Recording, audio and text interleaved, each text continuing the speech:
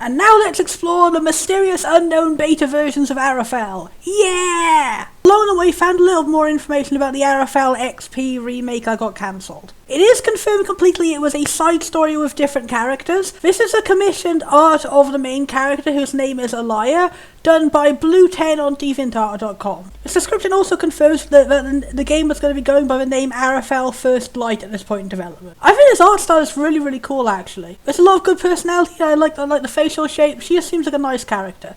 Not sure about the weird fan service stuff in the bottom, though.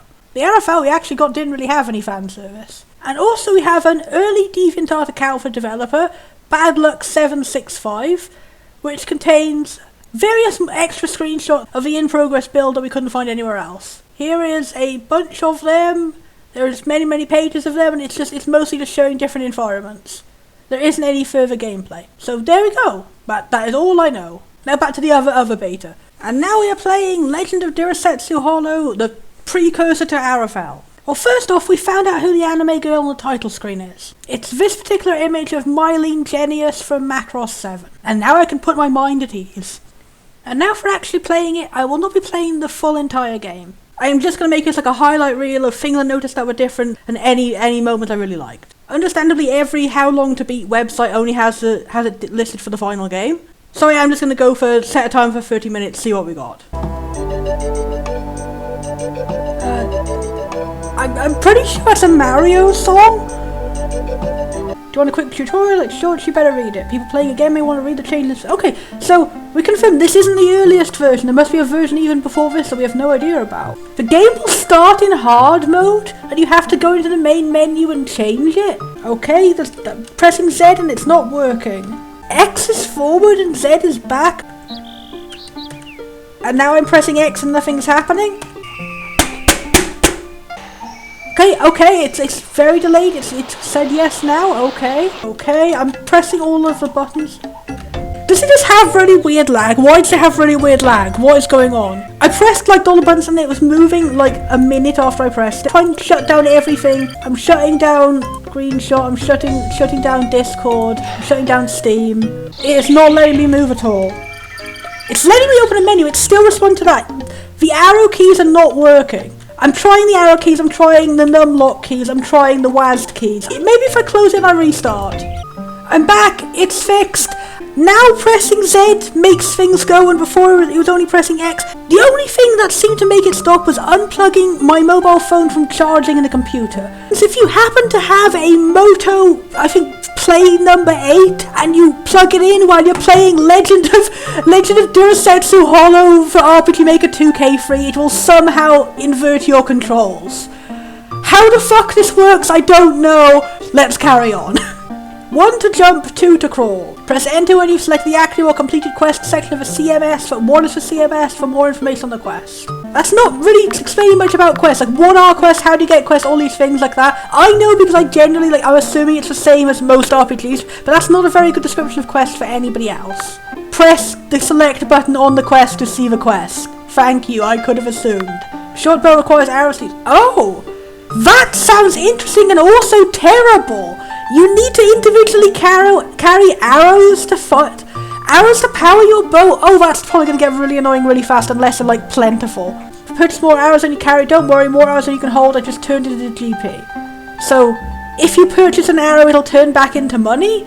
Various other items require containers as well. They have a certain number can hold. This sounds terrible. Oh, I understand that feeling when you're making your first RPGMaker game to be like, let's have 1,000 different systems. But you do have to think about like what is actually fun to play and what meshes well with the other systems. Okay, a very different intro here. Very slow intro here. Still going. Still going. Oh, it's the spirit people! They're like part of the story right from the beginning. We will watch over her this night and be sure that she remains safe and ready for tomorrow. It'll be quite a day for our young... This is immediately a way different introduction. Like, we are already meeting the spirits, we are already getting... Did they know Lena is the savior? Did we already get the ring before the game started? Or is she like, prophesies it's not about getting the ring? Are you sure she's the one? I have a feeling of doubt deep inside. That's very different because Asari in the final game was like, the one who just constantly believed in us? She was the one who took over the entire role of everything the spirits ever did. Are they all going to be more part-like and have distinct personalities? It is like a premonition in actual Destiny. That is very different to how it was in the final game. But I prefer how it is in the final game, it not actually being, you are the destined super mega super chosen hero, and it being like, literally anyone who picked up the ancient artifact will be the destined legendary superhero. It's about like, what you do with the destiny thrust upon you rather than just, oh, it's prophesized, you'll be great, just go do it. Yeah, I don't really like just we're telling you the character is special rather than directly showing it. I do think the final game's introduction was great, like, before you even know what a plot is, we're starting where we're learning about the characters, we're seeing them in action. I did really like that. It is wise advice, we've waited for centuries for what could happen in but a few hours, but I've said such before tonight as well. Is it just me or is the dialogue a little bit harder to understand? I must admit, I must admit, maybe I'm just losing my ability to words.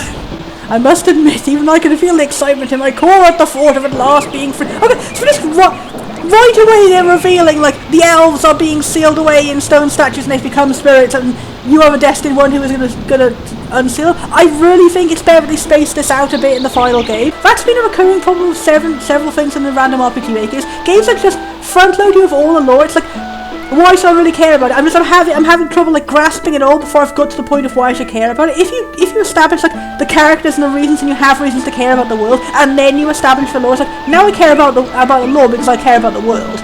If you do establishing the world being cared about second, by the time we get to that, I'm like, oh, I've already forgotten what you dumped in the lore dump. So that is my advice. Hush, the storm fades like dawn approaches. Asari, keep safe our destined for the night. We'll wait for you in the Atora. Yeah, they're definitely really hamming it up on the prophecy here. I'm glad at least that the grandpa-looking one has more lines. I understand, strange formatting. The Earth Mother's blessings to you, Al. Who is the Earth Mother? That was not mentioned in the final version. And to you! Bloop. Walk over a bird. Our time has finally come! To walk slightly to the right. Deep within the Oradorn Holy Land. Oh, Adrian. Hello, Adrian. It's weird that we're seeing him before our protagonist. A treasure chest in the middle of nowhere. It's the lag generator! Wow! It's destroying my frame rate! I'm disintegrating as we speak! Oh, it's slow as shit. Oh, it's slow as shit. Come on. Oh, you can do it, game. I believe in you. It was just another beautiful morning. Wait, was that Adrian finding the Destiny ring thing? Did he find it without us? Well, why is this auto-scrolling? Why isn't any other text over-scrolling? But little did she know that today her life would change forever. I missed what it said before. Lita Lecotta, an ordinary girl living an ordinary life. On a floating island. Ordinary. But little did she know that today her life would change forever. Yeah, I definitely prefer in the final version where it doesn't just outright, like, lampshade the entire plot. Soon today a destined thing will happen. The beginning of the game, Ara Fell, which you are playing, shall begin. I don't know why I'm summoning up the crazy space Pope voice. Cool way of doing the credits, but it being such a low-res font kind of ruins the effect. Come on, okay, now it's not auto-scrolling. Why was the first text box okay, first off, why was the opening cutscene not auto-scrolling? You'd think that would be where it is. Second off, why was halfway through the opening cutscene auto-scrolling? Third off, why did the first line of dialogue auto-scroll? Anyway, here's our asshole dad. Daddy, you're such a stick in the mud. I won't keep it shut.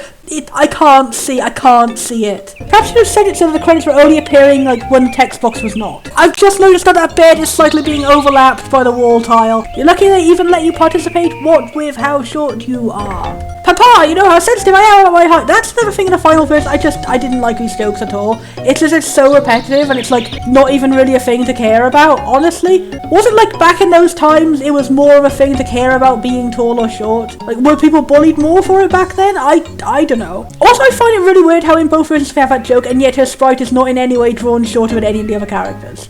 Can you please remove the credits from screen? I spend all this time, weeks even, planning a trip after your competition, and you have an attitude like this. This is weird. Okay, 1, why did we have an attitude and he did nothing wrong? 2, why is he reacting as if we have an attitude and he's going to cancel the whole thing when we barely said anything at all? We just said don't make fun of our shortness. This seems like a very underbaked conversation. If they were trying to go for the same thing that happens in the final version, they've really botched it here. Like, this dialogue is really strange. Glad they gave us a second pass in the final version. To give us more of an actual reason, like, to be pissed off at him, and him to be pissed off at us. Latest journal has been updated. Page 1, yay! Like, you featured... I can stand on the bed, And now that's going too.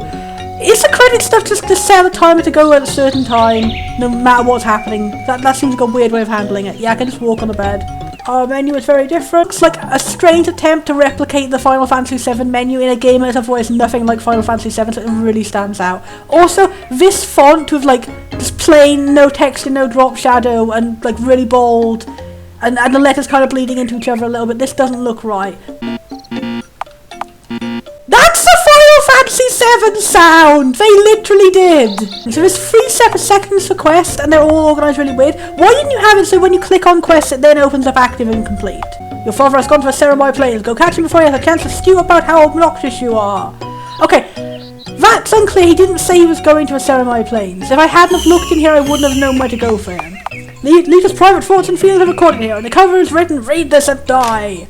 Today is the day I've been waiting forever for this archery contest, and it's finally here. Papa has very high expectations for me, but I won't let myself be literally exact opposite in the final game. In this version, he's being mean to you because he wants you to do really, really good in the archery contest.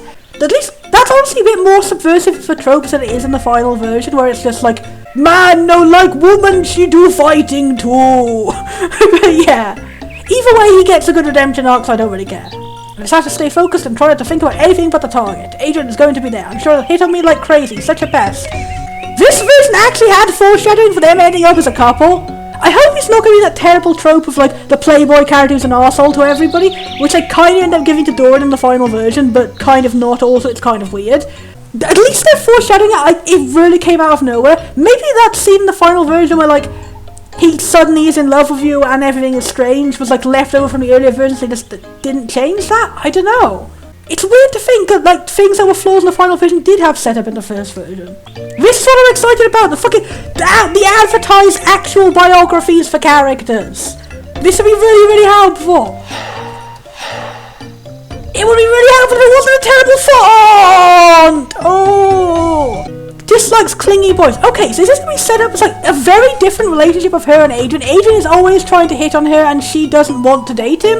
And I guess they get together anyway. That's weird. He is very much not a clingy boy. He's like a soft boy in the final one. Does he have a totally different personality? Lita is a very typical tomboy with a certain feminine touch to her. Isn't every tomboy in every anime and every old JRPG always like that? She's a tomboy, but she's not going to dress like a tomboy. She's not going to be remotely butch in any way. We're just saying tomboy to mean a girl who is, like, cool in any way. Like, I would not say that a final Lita is in any way a tomboy. She's just a cool and sassy girl who doesn't take anyone's shit, but that doesn't make you a tomboy. There's nothing masculine about it. I have seen that so much. It is, like, my new pet peeve. But in so many animes and so many games, just going, what a tomboy! Points at the most feminine woman in the world of, like, a cute little pixie bob and like a fancy little skirt who's small and petite and not buff in any way and doesn't have any masculine hobbies even. I guess you could count fighting in general as a masculine hobby, but that's literally the only conflict she ever had with anyone over being not feminine enough was just her dad going, man, fight! And then throughout the rest of the game you can see plenty of women fighting. So I don't get it. I don't get this trope. I don't get it. Does the word mean? I thought, does the word mean something different in Japanese? But it's happening in an English game too, so I don't know. Did the word mean something at that time? I'm saying it, but I was alive at that time. I was a kid at that time, and there was a very particular definition of the word tomboy, and I was bullied to shit about it. So, is this a cultural difference? Was it different in America? Well, if this game was even made in America, I don't know. She was always very close to her father Edmund, a strong man who spent his days hunting game across the countryside. A skill his daughter admired greatly. That's the precise opposite of what is in the final game. I am sad that they destroyed this man's relationship with his child. Edward used to tell Lita tales of exploration and adventure when she was younger, and ever since his first story, she dreamed of growing older and seeing the world for herself. She had a whole nice childhood with this man, as opposed to final version. He was apparently an arsehole the entire time, and then only then realises he's been an arsehole to his child and changes. When she was just a child, her extreme proficiency with short bow was discovered when she received her first lesson in school. That's also the opposite of the final version.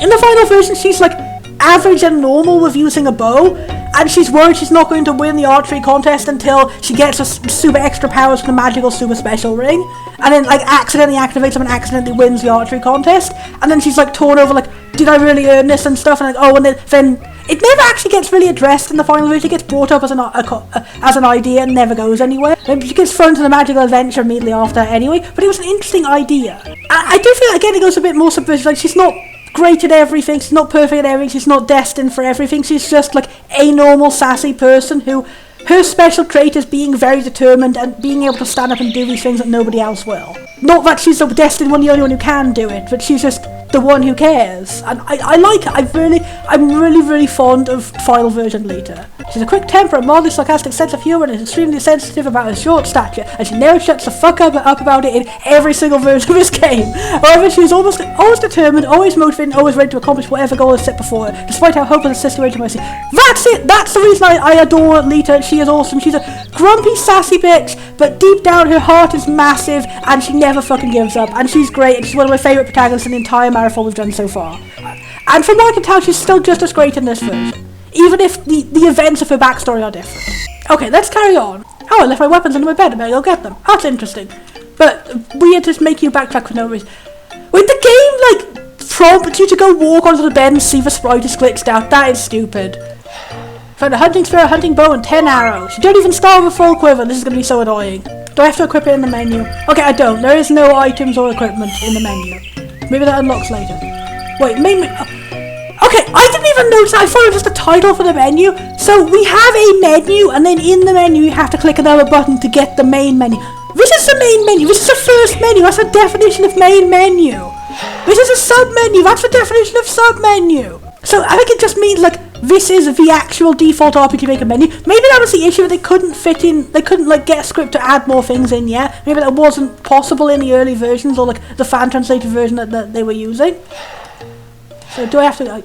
Yeah, I do have to... You start the game with me not having my weapons equipped, and you make me go off and equip my weapons. I can't equip the hunting... Why do I have 2 hunting spears? Why do I start the game with 2 of one weapon? Does someone else use a hunting spear later? Why is the arrow a sword also? Wait, why is items a church symbol? Do you have some sort of continuancy plan for if you run out of a stupid ammo currency? Okay, that's really confusing. Her class is warrior and her title is scout. That really sounds like someone having trouble handling... What does front mean? It really sounds like someone having trouble handling the default systems here and not knowing how to change things out, because her class is scout. That's her class. Difficult. Difficult. Easy. Difficult. Easy, difficult.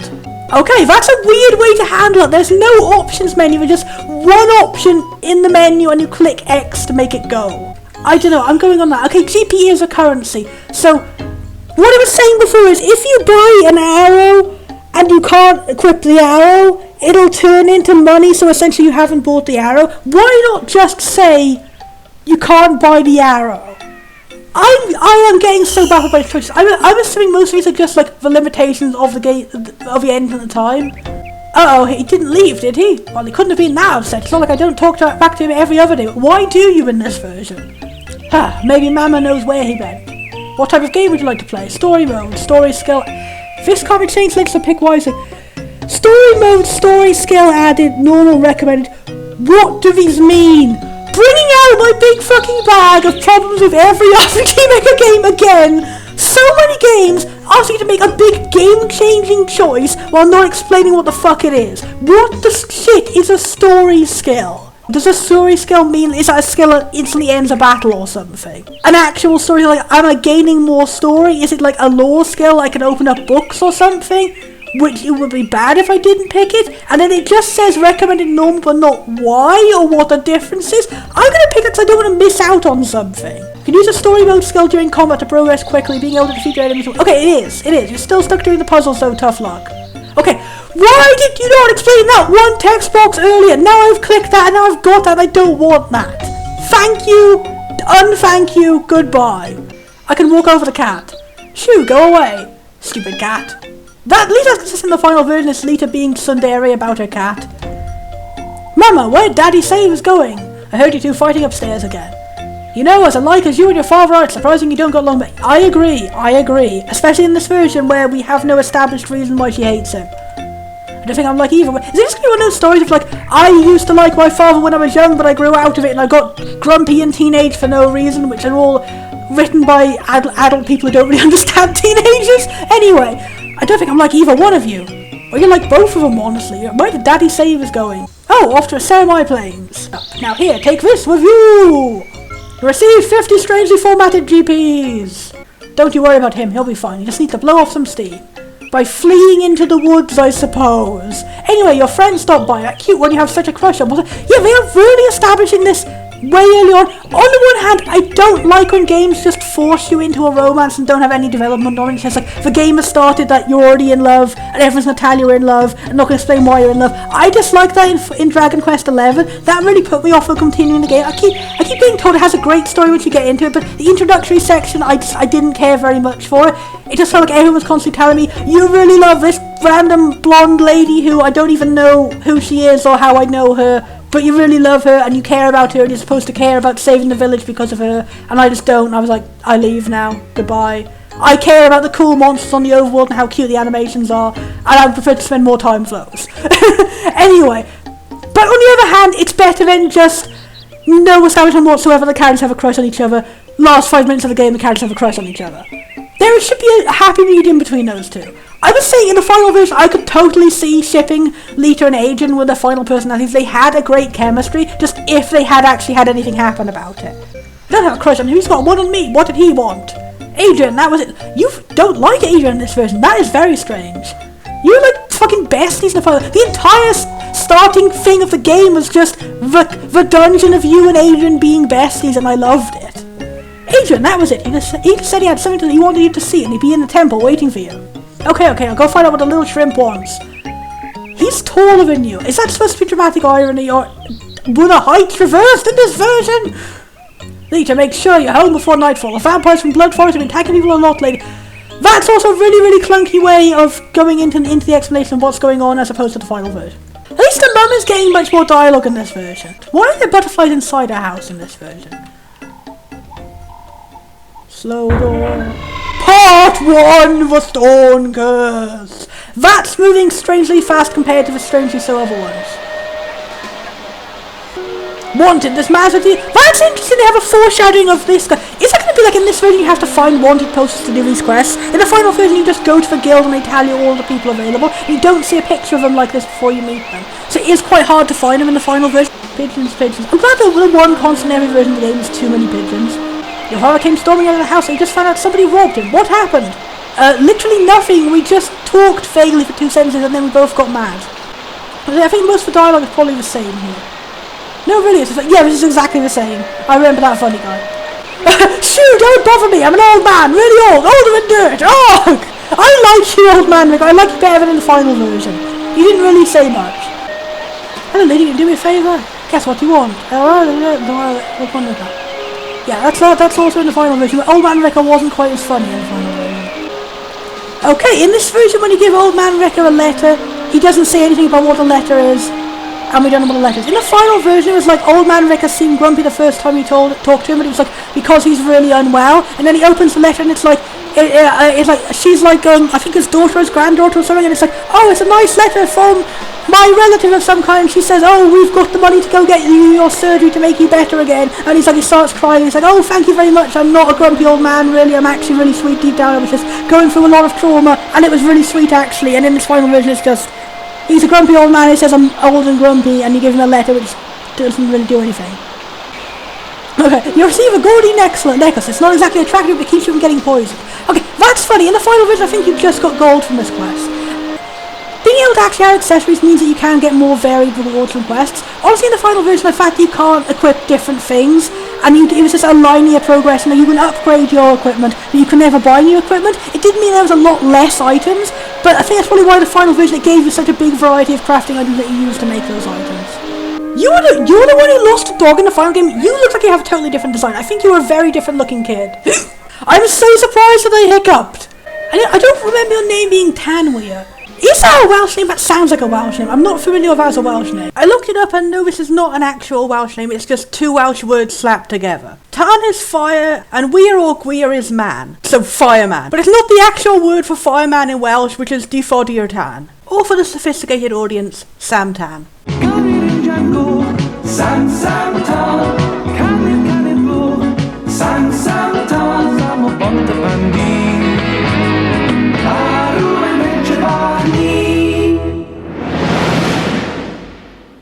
We don't talk about the CG remake. Same first starting quest, different NPC saying it. That's interesting. Oh, I'm definitely glad in the final version they changed how the quest markers and I would not have even noticed how that colour blends in too much of the background. Lita's portraits, they look very similar to the final version, but on that one where she had both her eyes shut, it's like very noticeable where like they photoshopped the eyes shut and they went slightly over one of her eyebrows. Okay, she only gave us 4 GP to get the flower. The prices of things are a lot lower in this version. Ever since King Aragon has fallen ill, Lady Miranda, the King's supervisor, okay, they're foreshadowing this much earlier in this version. The 3 so-called dignitaries have been creeping us all out. They say they've come to speak with the High Priest. Okay, so the 3 so-called dignitaries is the final boss and Serikezu and Doran. I'm still not sure why they were all together as dignitaries this early on. I don't think in the final version it's ever really explained. Maybe the slime was removed because I don't remember them ever being on the same side. It was just they're 3 strange visiting people at the same time.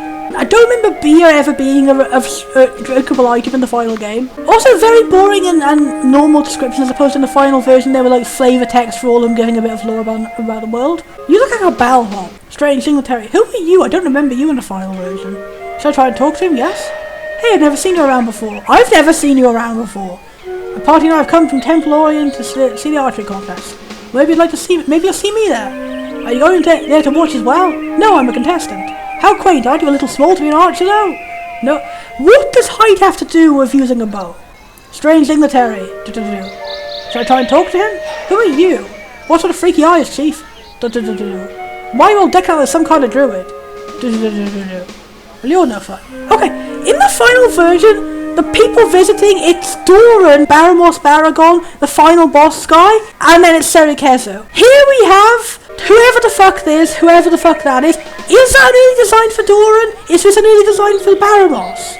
Where is Serikezu? Does she still look like Serikezu? She still looks like Serikezu. Wait, why don't we just have a random stairs platform with nothing but one plant? I gotta say though, if this over here is Baramos, this current design for him makes a lot more sense why people didn't recognise he was a vampire. Like, you can tell because you as a player can see he has glowing eyes on the overworld, but when you like go over and look at him, like he's got a shadowy face, like you can barely see him from there. That makes no sense if people didn't look at it. Also, he's got a regular skin tone. In the final version, he's fucking blue, and he doesn't have his face covered at all, and everyone's just like, he can't be a vampire because he's walking out in sunlight. And they just never question why he looks like a vampire anyway. It's a really strange plot hole. I guess it's just what you have, like, you thought of a better design for a character, but then you didn't think about how it doesn't make sense in the same context. Maybe if they used this sprite for him early on in this scene and they changed it later on, that might have worked better. I do find it funny how he reminds me of Ansem from Kingdom Hearts when you first see him. The potato sack form. Oh, there's Dora. Your turban is a different colour. Yeah, you're different colours, but you still have the same design. Also, you look even whiter than you were in the final game. I still find it a very strange choice to have a white guy wearing a turban. Also, your ears are showing. That ruins the whole point of a turban. In the final version, the reason he wears a turban is because he's secretly an elf and he wants to cover his ears. Like, they have an explanation for why a random white guy is wearing a turban, but in this version you can clearly see his ears and they're round. Was the plot different at this stage? Was Serikezu a secret elf? Because that's why I was doing my entire playthrough. I was like, Serikezu looks like he's some kind of secret elf or magical species. And why is she the only person in the game whose name doesn't match the naming scheme of everyone? Why is she the only one who has, like, 2 first names? And then it's not revealed. Did they, like, change it in the last minute? It'd be more unexpected if Dawn was the elf. I don't know. I just smell it in the air later. The winds of change, I just farted. It's the smells of a farty awful plot in the final game. Something amazing is going to happen. How could you tell? Close your eyes and smell it. Okay. You were very different than you in the final version. In the final version it was like, oh, Doran, my long-term family friend that I know who's depressed and ominous and mysterious. It would feel strange for him to go, something amazing is going to happen, Lita. I can tell the great prophecy is going to happen, as opposed to, oh, something is stirring in the wind. Or maybe it is for good or for ill. That's like, he's the only one in the final version who talks like those intro cutscene people. Anyway, we can smell the air. Destiny isn't something what you see with your eyes. You see it with your heart. Oh. I still don't feel anything. Oh, Lita, there you are. What do you want, Mama? The cat just ran away. I was hoping you saw her. That's what's so weird to have this introduced, like, with you not even seeing it. I think this happened at the end of doing the first quest, right? And they're just like, they're kind of front-loading every quest, and you're like, you have the quest, go find your father, go find Adrian, go find someone else's dog, also go find a cat. Percy, why did you... Wait. Percy is a girl in this version? That's cool! Gender non-conforming cat. Hooray! Don't think in the final version they ever said what gender the cat is. Stupid cat, or maybe Adrian will help me find her. I'll ask him after shows me whatever he called me to the temple for. So you can only enter the water at certain glowing spots in this version, as opposed to the final version it's just whenever you walk next to water you can get out. Odd. Also there's nothing here, so why was I even walking it? There are hidden chests, there's nothing here. You can only enter at this point and you can exit at any point, and that becomes a new entrance point. Why is it handled this way? Why is it handled this way? Can I make the entrance points in the same place? Can I fuck this up? Yeah, I can make the entrance points in the same place. Okay. I don't know why that works that way. Lady O'Dyer, I don't remember you. Good day to you, young one. Perhaps you care to have your fortune read. Yeah? I guess so. Let's see here. Your future is very uncertain. You will undergo a great change and then you're really hammering this in. From there you'll become what you didn't expect you would. Ooh, destiny, chosen destiny. Yes, that's very interesting. Thank you, Lita, for also having no care about this generic plot. Yeah, this line was in the final version. It came out of nowhere. That was the only reference whatsoever to you and Adrian having any kind of crush. Was this one random NPC says, oh, you're probably crushing on each other. And then Lita says outright, no, I am not. And then later on, oh, they actually are crushing each other. Maybe she was meant to be like tsundere in denial and just didn't come across very well. Or maybe it was just like a leftover NPC from an earlier version and it was just really confusing.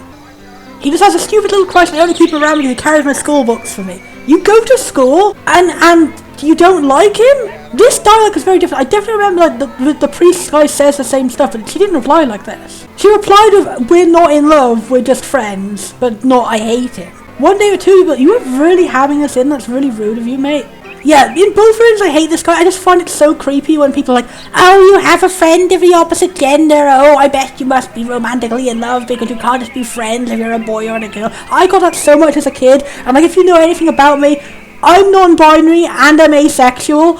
I am double levels of not interested in either of those things. Every fucking time I would have a friend of like the opposite gender to my assigned sex at birth, people would be like, oh, you must only be hanging out with them because, oh, you are in the sex feelings and the love and you marry. And when I'd say like, no, I have not ever had the sex feelings and I don't want to marry anyone, they'd be like, oh, when you get older you will know the sex feelings and they'll be exclusively heterosexual ones. Ooh, it'll happen to you someday.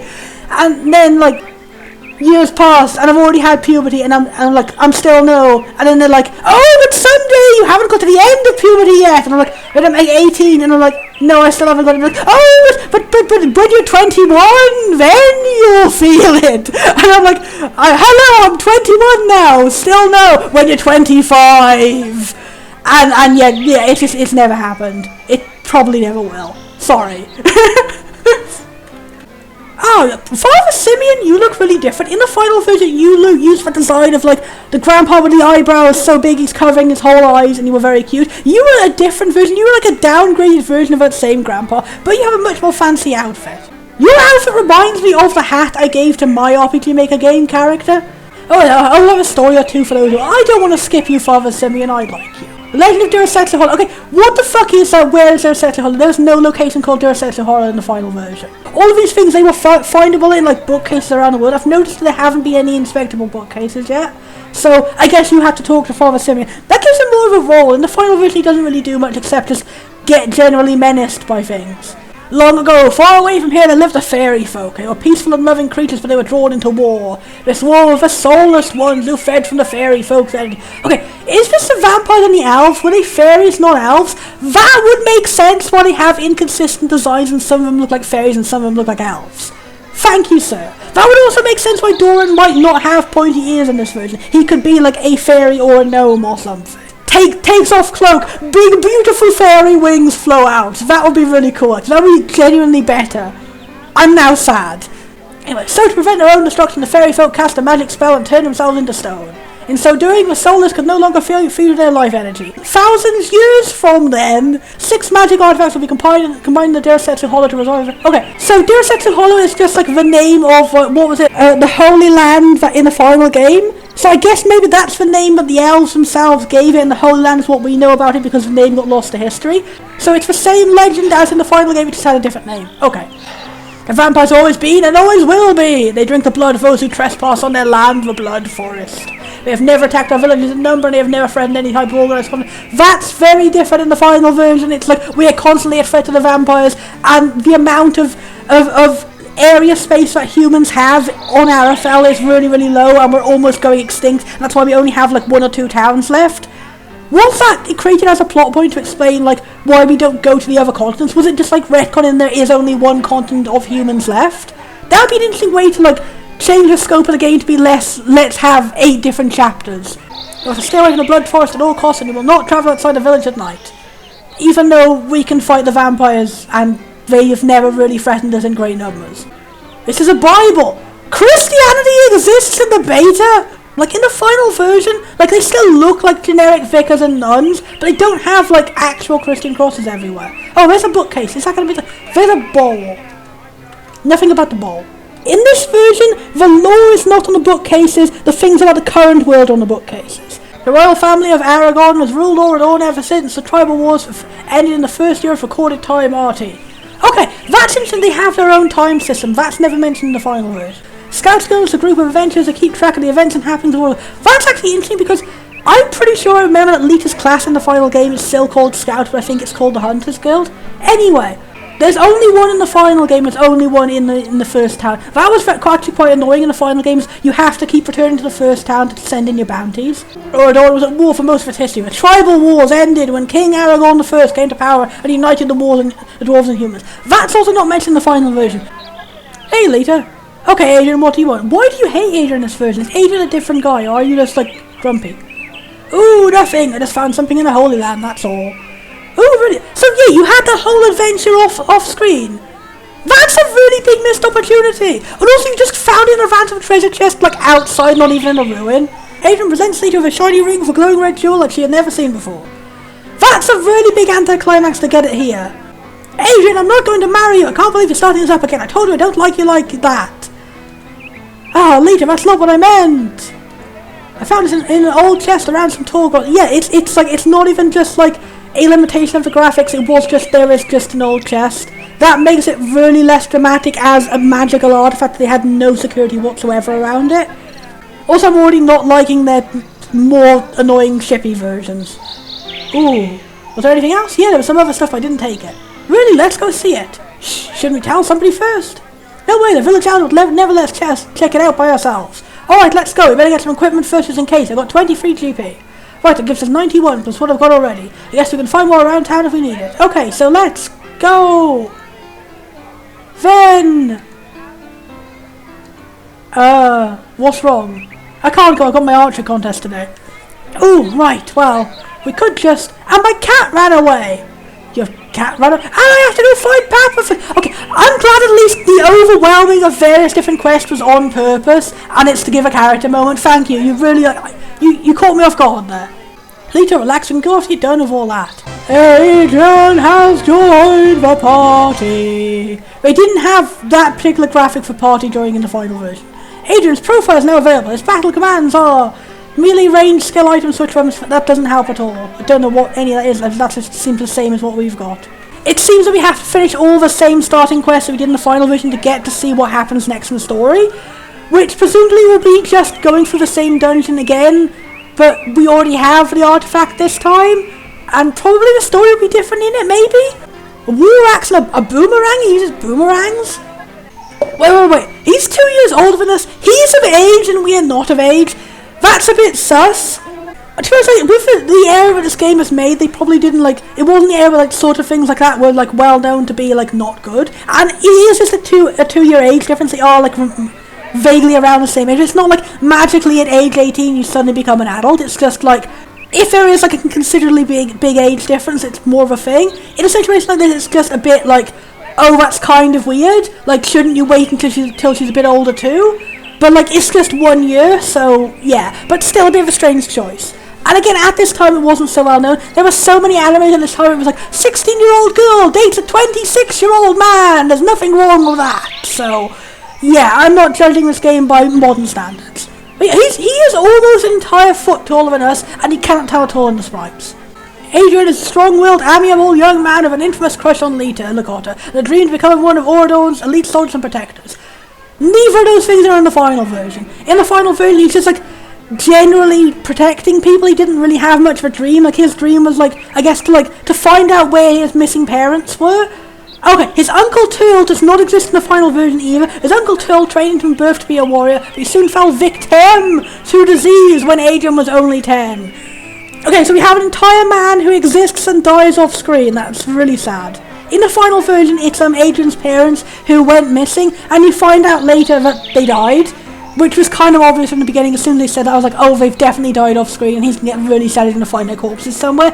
And he did, and that's his class upgrade quest. Is really, really sad. I did find it really interesting that the choice between his two classes is presented as his mother and his father have died in battle with this random boss monster, and depending on which weapon he takes from which body changes which class he turns into. He either takes up the same class as his mum or his dad, and that's really interesting. Anyway, he has since raised himself, doing odd jobs and errands for people, soldiers and nobles. Adrian is noble, loyal and generally fearless, but he has a tendency to begin to lose hope in such situations that call for it. That's also not really evident in the final version. There aren't really any moments when Adrian loses hope. He is just generally heroic like Lita is. And he's just kind of a soft, sweet boy, and I like him. He'd fight to death but wouldn't always have a good attitude about it. He definitely would in the final version. He vows to protect his unrequited love Lita for as long as he lives, but sometimes he ends up with ones who need protecting. That's correct in the final version, except for the unrequited love thing. The love is requited once they actually talk about it, and also it's never mentioned before then. Really strange how things changed.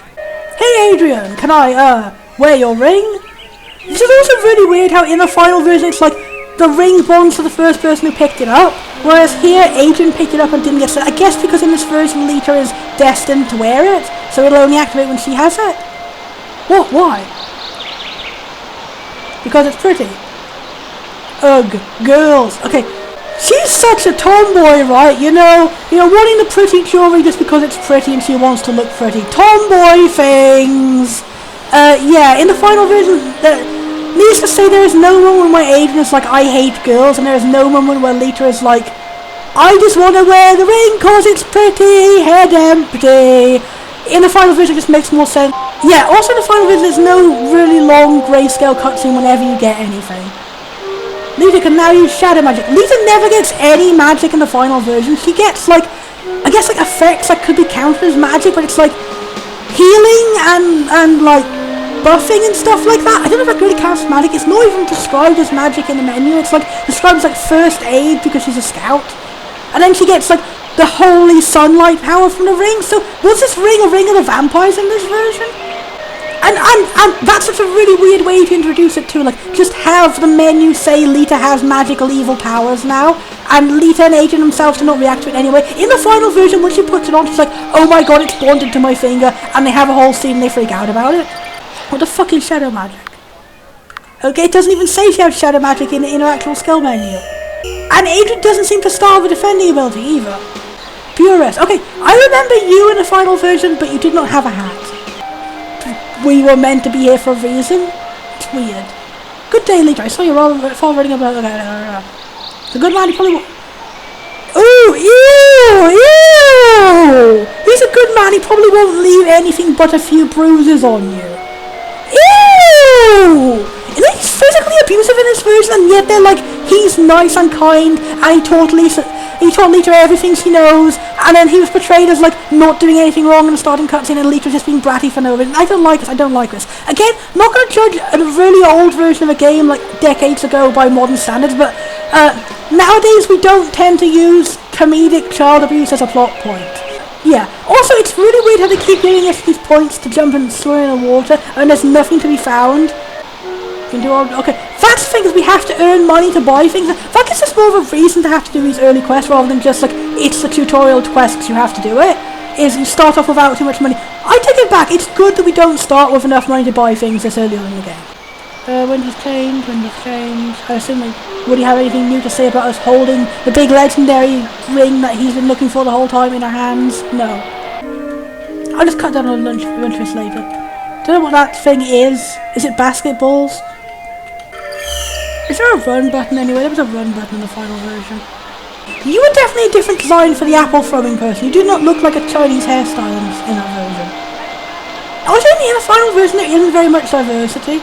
Like, I did notice that I couldn't see like a single person with a different skin tone of any kind in the entire game aside from just vampires.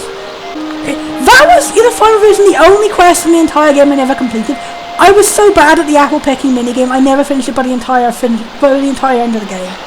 Yeah, here's a random Arabic man. There is so much more diversity in this. Like in the final version, literally, that's why it stood out so much. Why is Doran a white guy wearing a turban? Because he was the only person wearing a turban in the entire game.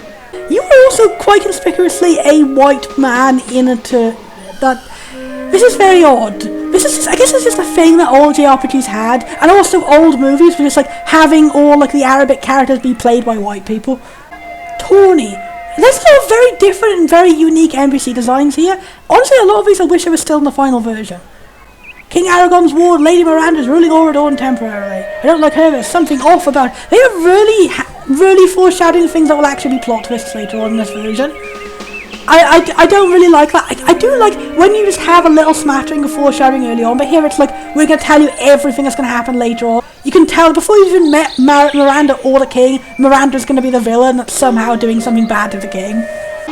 I've noticed interesting that every NPC has an actual name in this version. In the final version, there's some just like, some have names and some are just called like Baker, God, etc. I always found that was really inconsistent, so I like in this version every character has a name. Carver from Dragon Quest VI! Smell that fresh morning air, Lita. Perhaps you can go back to your room and... Okay, being hit on by everyone, ew. Get away from me, you bleed.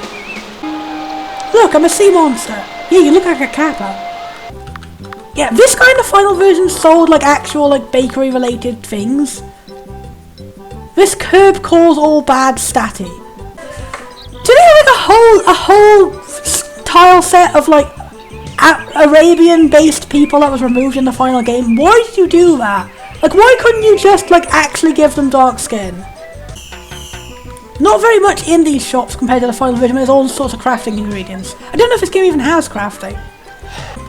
I guess it's like, in the final version you don't really have like accessories that are changeable. In the final version instead you have artifacts which give like a passive buff to the entire group and you have to collect them all.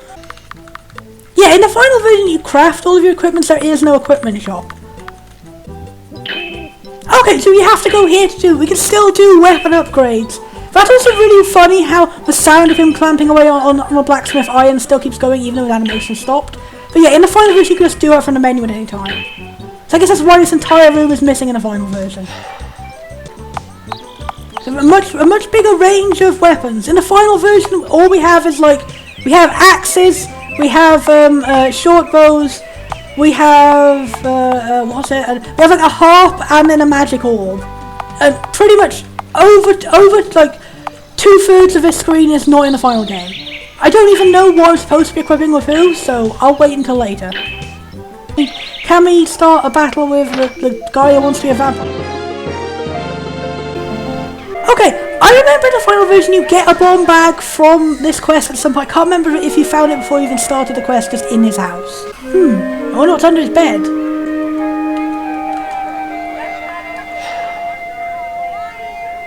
Okay, it's a crawl space. That was in the final version. In the final version you found like a trapdoor. Okay, that's a really bad animation. You clearly climbed above the bed. Yeah, in the final version you had to actually look around the room and find a few things to like trip a secret door and then go down there. Weird. What's this place doing underneath his house? I don't know. Mr. Arga's been acting funny lately. Anyway, it looks strange. I think in the final video there was also more foreshadowing. You can go around and hear more about Mr. Arga. I can't remember if you... yeah, I think you actually saw him and he was all grumpy to you when he ran off. So you actually knew who he was before going into the quest. Anyway, it looks dangerous. Watch out for the snakes. I don't think there were snakes. Snakes was not the monster we fought in here, I think. Master Arga is standing over there. I don't know what's going on, but we don't want him to get caught. We can't let him see us. Okay, that's what I was going to do anyway. Why did you interrupt me when I literally clicked on it and then it said click on it? That's also weird. In the final version, you didn't have to go in the water to avoid him. In the final version, you had to go around a second path, like a land path. What's that?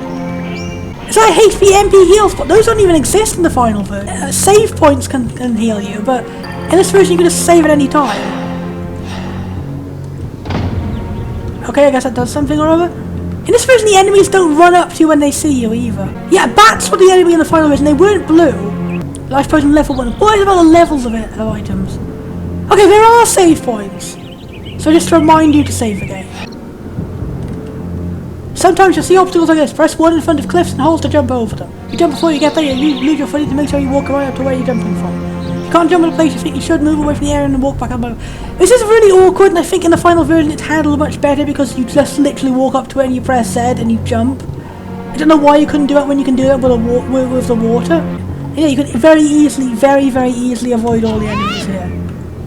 That sound was definitely a clip from an anime. I can't remember which one exactly.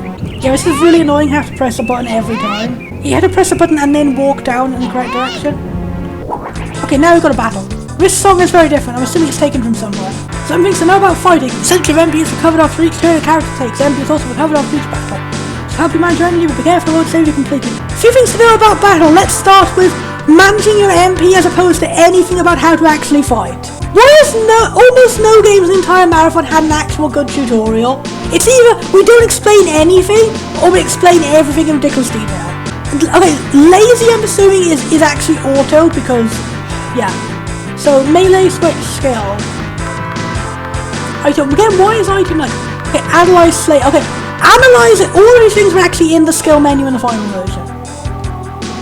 Okay, analyze only shows information on the enemy and doesn't show. Huh? Okay, analyze doesn't take a turn. Okay. Is the enemy like attacking? Like the enemy is attacking without moving in any way? Pressing any button has not made a turn go. We have no ATB bar. Our turn we're just constantly going. A power strike, I guess? Yeah, we're just going.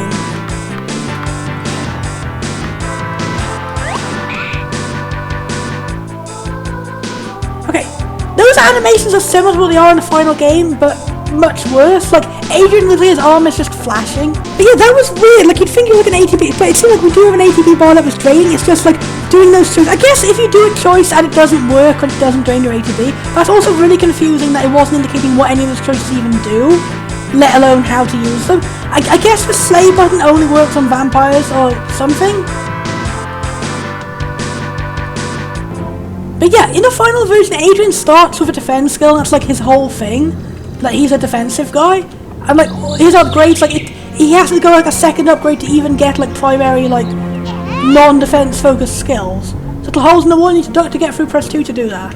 Yes, it's a much less fun first dungeon than it is. Like, it's not telling you anything about the characters, it's just like, hey, tutorials. And they're not even very good tutorials. Wow, pitch black, wonderful. I need a light or something. Okay. Okay. That's weird how it only shows a tutorial saying that you need ranged weapons when I click to change to a ranged weapon. Also, it's really weird how the enemies just keep attacking you. Like, this is a really strange combination of ATB. Like, in the final version, I think it was turn-based, not ATB. It is really funny seeing Adrian throw a boomerang. Like, you'd think he would be a throwing axe. What does a boomerang have to do with his personality in any way? Also, it's a really unbalanced. Like, he's like the best at physical and also range because like he doesn't have any consumable ammo. He's much more like just focused on attacking rather than defending in the final version. In the final version, it was honestly interesting how he was like a defense-focused character. He can be changed to be like, he is still in general stronger physically than Lita, who is in the final version a purely ranged character. but like his most of his skill focus is on defending, and then he has specializations later on to change into more defensive or more attacking.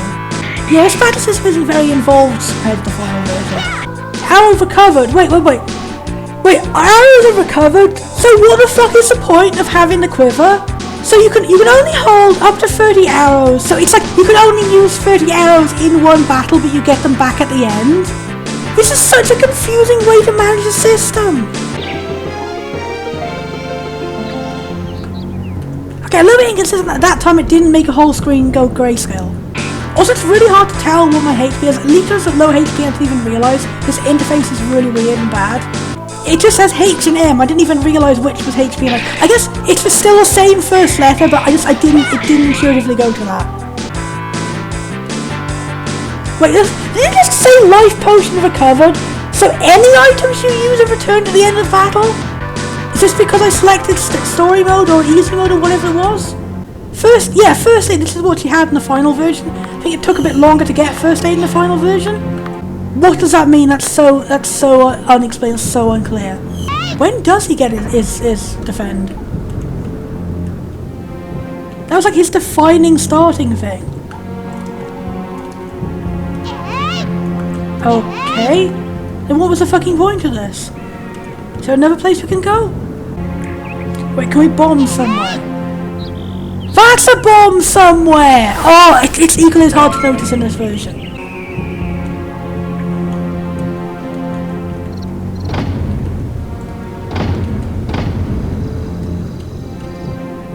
Okay, I don't know if that's what the puzzle required.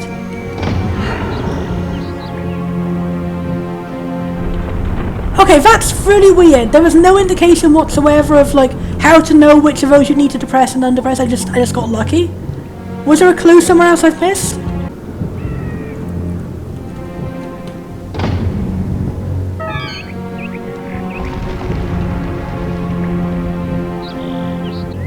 Really now you have to repeatedly backtrack and keep pressing all these buttons. Much easier when you can just backtrack and press the same button. Also really weird that we've got this whole way without a single bit of dialogue with the villain guy. There's definitely a lot more setup for this in the final version. Like you actually get to see some of the pets being stolen, you get to see him being suspicious. He says something when he notices you come in, and yeah. What is this? It's everybody's pets. What on earth are they doing down here? Obviously Mr. Arger is behind this, but why? Well, I'm going to find out. Well, you'll find out, because I'm about to summon him. Tell me! That sounded like Percy. Also, it's kind of weird in this version that dogs and the cats look very, very similar. Percy, oh you poor little thing. Hey, what are you kids doing down here? Your sprite looks very different. I can't remember what you look like in the final version. I think I would have remembered if you looked like this. Your head is twice as big as every other human on Earth. Is this what vampirism does to a motherfucker? I got bit by a fish. I got bit by a salmon. What are you doing with everyone's pets? Yeah, what gives? None of your business, kid. Now get out of here before I throw you out. Well, tell everyone what's going on down here. Good point. I guess I just have to keep your kids down here too. Over my dead body. Your call, kid. This song is cool.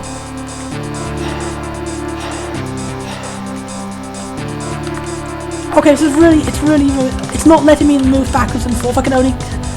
That's really weird. I can only target what's in front. Okay, I have to press up and down to target them. It doesn't let me go back and forth. That's also really weird how some of the enemies are animated, some of them are not.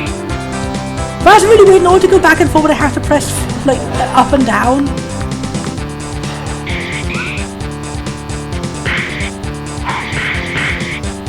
Yeah, but it's really strange how only the bats are the only animated enemies so far. Okay, I can't even really tell what I'm targeting when it gets to goes to the middle. I guess that's a bat.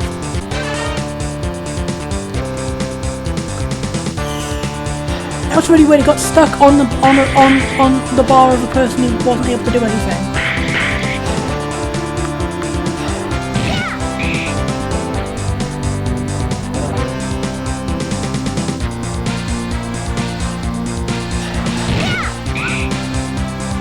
The song is cool, but it's much less interesting when it's just everyone is standing stock still except us.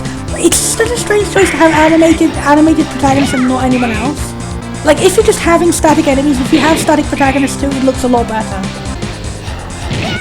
Also, it's kind of weird in retrospect that Lita's the only one who makes any kind of vocal noise when she attacks. Yeah, it's just not very fun compared to the final version's gameplay.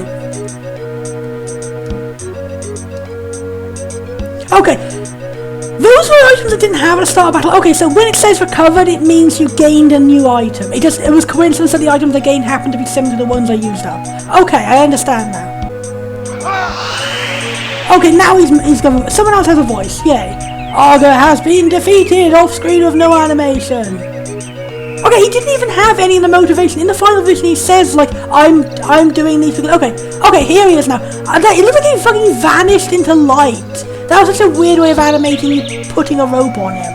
Yeah, I was saying in the final version, he like explains why he's doing all this because I want to join the vampires and stuff. Or he's stealing everyone's pets for you, sicko. Oh, it's really weird how the Mario music is playing now. What? Don't look at me like that. I took him for someone else. What an awful thing to do. So how do you get everyone's pets down here without getting caught anyway? Well, this flute. I played a song and lured them down here. They want a Percy went running like a psycho kitty. I'll just take that. People like you can't have bad toys like this. You got the magic flute. Is he not going to explain why he was doing it? It's because he wanted to become a vampire. Alright, Lita, Father Simeon is here. Arga, my son, what have you done? I can't remember if he was his son in the final version, or if he's just saying it philosophically as like a priest does. It's not what it seems, Father. It's not as it seems. You're a vampire for me. Okay, so now we just have Simeon tells us what's going on rather than Arga himself like boasting about his plans. You're a vampire familiar, eh? Taking the pets for a vampire snack. A vampire familiar? A human who wishes to become a vampire. Vampires own it almost like a pet himself. Come meet with temple children. That was an abrupt end to the cutscene.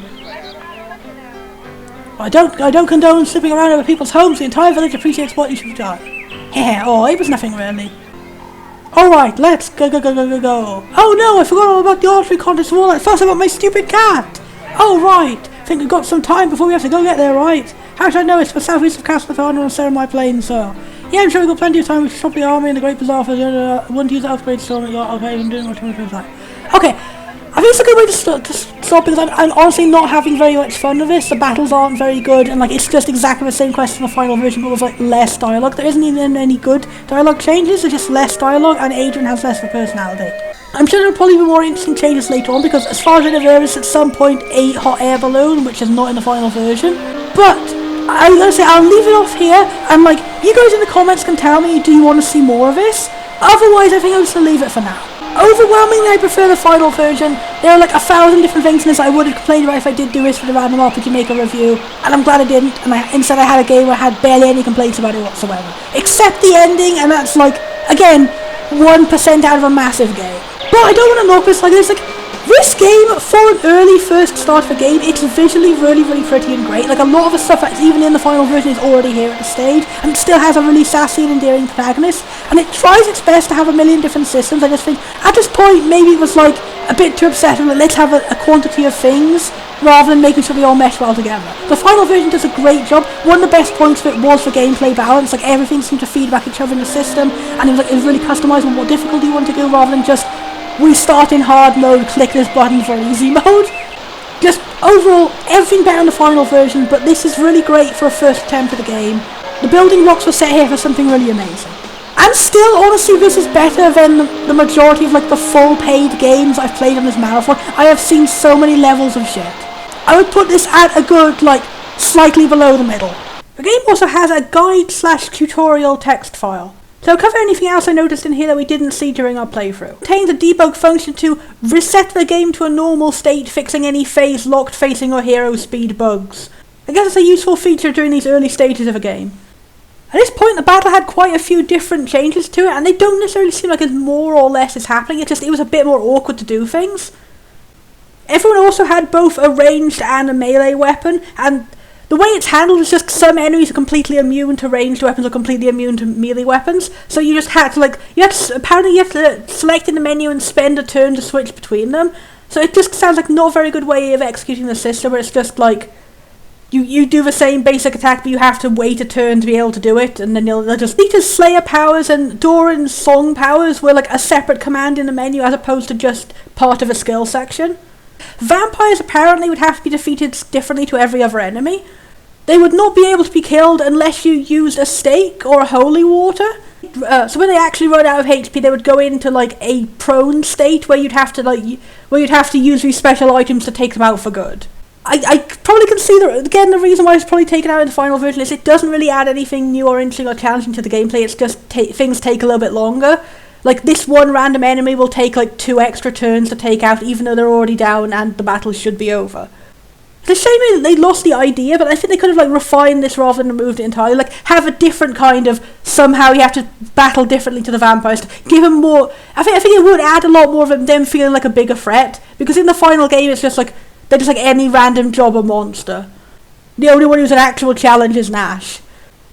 Oh, this does make me a little bit nostalgic. There's just a bit saying like, copyright belongs to the original owners. We're not plagiarizing because we say we're not plagiarizing. That's really nostalgic to how it used to be on DeviantArt. It's like, if you ever made like a fan art or a fan edit with a screenshot of an anime, you just say copyright belongs to the original owner. I'm not claiming I own this, and then like that was it. It's funny how in the earlier days of the internet there wasn't so much like worry about copyrights and fair use and stuff like that. It was kind of a wild, lawless wasteland. There was the prevalence of anime traceover bases on DeviantArt. I have a lot of nostalgia for those, but looking back, it's like, that was kind of a rude thing to do. I'm not in any way blaming the creator for this, but it's just like, that's how it was back in the day. You wouldn't know any better, but nowadays you wouldn't like just make a title screen of a game just with a random screenshot from a random anime. Or if you would, you wouldn't really bother with a disclaimer like this. Like, people who just make games which have like actual ripped assets from other games, like, they usually just do it as a fan project, and like, there's no need to bother with a copyright claim or anything because you're not making a profit off it. There's plenty of great fan games out there. It's only Nintendo that goes crazy with like, you're not allowed to even make a non-profit fan game containing one sprite from my game. Blah. In other words, the world has both progressed and regressed in terms of copyright. Anyway, that's all I've got to say. That's all I know about this for now. In conclusion, I'm really glad that the version of the game we finally got is the version of the game we finally got. It was great and it was awesome, and I kind of want to play it again now.